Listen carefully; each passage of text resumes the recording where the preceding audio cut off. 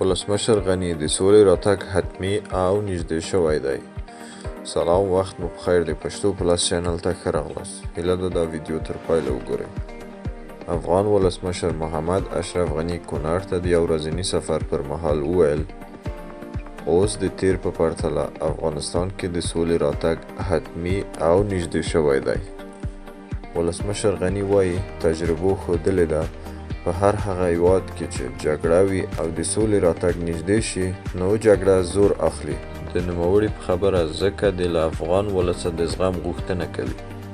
ولسمشر محمد اشرف غني یو ځل بیا په ټینګار سره وویل موقت حکومت ورته د منلو وړ نه دی. نوموړي پر خپل سیاسي سیالانو غږ وکړ چې په راتلونکو ولسمشریزو ټاکنو کې ورسره سیالي وکړي. ښاغلی غني کونړ ته د خپل دغه یو ورځني سفر پر مهال وویل په افغانستان کې سوله ژر راتلونکې ده او په وینا یې تجربو ثابته کړې په یو هیواد کې د سولې راتګ له نږدې کېدو سره جګړه زور اخلي او ترڅنګ یې تبلیغاتي جګړه هم شدت مومي. ولسمشر غني په داسې حال کې د سولې د ژر راتګ خبره کوي چې له تیرو 10 ورځو راهیسې د قطر په دوحه کې د امریکایي چارواکو او طالب استازو ترمنځ د افغان سولې په اړه د تړلو دروازو تر شا تودې او اوږدې خبرې روانې دي چې تر اوسه یې لږ جزئیات له رسنیو سره شریکه شوې ده. پرون د امریکا د بهرنیو چارو وزیر مایک پامپیو وویل ښایي په دې نږدې راتلونکو کې دی هم قطر ته سفر وکړي چې د خبرو پرمختګ په صورت کې خبره پر مخ یوسي.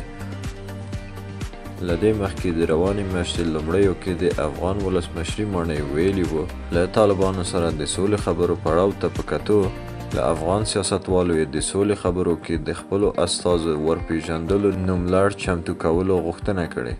ارګ ویلي د سولې خبرې اوسنۍ پړاو ته په پام سره له افغان سیاستوالو غوښتنه شوې چې په هغو کې د ګډون لپاره خپل نمایندان ور وپېژني.